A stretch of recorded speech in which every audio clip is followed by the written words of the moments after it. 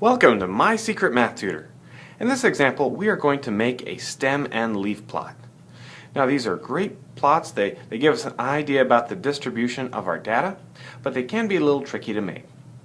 The idea with making a stem and leaf plot is we are going to identify the leading values in all of these numbers, and that will become our stem. And then with the other values in the number, those will become the leaves. Alright, so let's see how this works out by first creating the stems. So I look at all the numbers in my leading values, and it looks like I have a 2, a 5, some 6s, 7s, and 8s. So it looks like my data goes between the 20s all the way up to 80s. So I'm going to use 2, 3, 4, 5, 6, 7, 8. And these are my stem. I'm going to put a big vertical line to separate these out from the leaves. Here's where I start to collect all the other numbers. So if I have a 23, let's put the 3 there. When I get to this 3, well, I don't have any 30s, so I'm going to leave that one blank. No 40s, leave the 40 blank. Here's a 58, so let's go ahead and put an 8 next to that 5.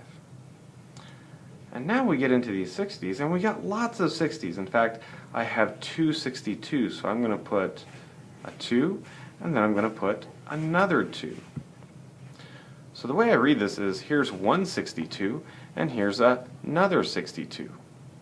Let's keep going. So it looks like I also have a 63, a 65, and a 67. So 3, 5, and 7. All of these are my 60s. Alright, we're on a roll. So let's finish off these 70s. I got a 71, 71, and a 72. So 1, 1, and 2. And looks like I have some 80s. An 80, 82, 82, 82. Now, with the 80, make sure you go ahead and you put in a 0. You don't want to leave it blank, because the blank means that you don't have any of those particular data points. But we do have an 80, so put the 0. Then a couple of 82s. Oh, looks like another 82. 1, 2, 3 of them. So again, these numbers represent the leaves. So the way we read this is we recognize that this is our leading term, so 5, and there's our trailing term, so this would be a 58. That number would be a 65. And we can see that many of our numbers are in, say, the 60s and 70s. So again, it gives us a great idea about the distribution of our numbers. And there you have it.